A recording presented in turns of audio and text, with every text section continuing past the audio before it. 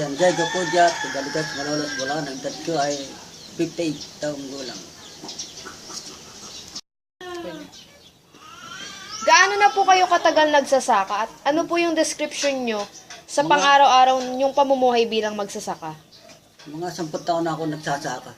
Ganun katagal. Pero yung sa pang-araw-araw na umaga, lumalabas ako sa bukid, nag-awan-awan, araro. Tapos, pag bobomba ng palay, para na ako nag-exercise, papapawis ako. Gahawan. Ano po yung ligaya at bighati nyo sa pagsasaka? Ang ligaya ko, pagka naman nag-aani na, masaya na, kagaya pag ito naman paghihirap, pag isa na ngayon, bobomba ka ng nag-ahawan ng palay, papatubig. Ano po yung kaisipan nyo po tungkol sa ekonomiya at sistema ng pagsasaka? Ako naman yung ating ko na okay naman. Pero sa pagsasaka, kailangan ng pagsasaka, maikon sa mga magsasaka talagang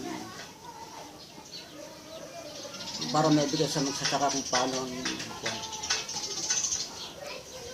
Paano nyo naman po napapalakas ang inyong sarili? parang may magkano yung sarili ko minsan. Pag-aararon, lalata kami. Mahirap mag-araro. Pangalawa, nilapin, magbomba. Minsan, may gamot. Yun. Minsan, nakaka-apekto rin kasi yung pagbobomba ng palay sa katawan ng tao. Yun, matatapang yung gamot. Ano po yung mga dapat at kaya nyo pong gawin? Dapat lang kayang gawin yung tulad ng saka. Minsan, tatrasikal ako. Kaya ko yung katawan ko. Nabuhay muna ako. Lahat pala ako lalabas ng bukid.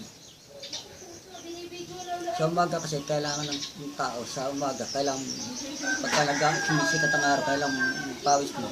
Sumisikat ang araw, lumalabas yung manghirap mo. Kaya yung pagpapawisan ka.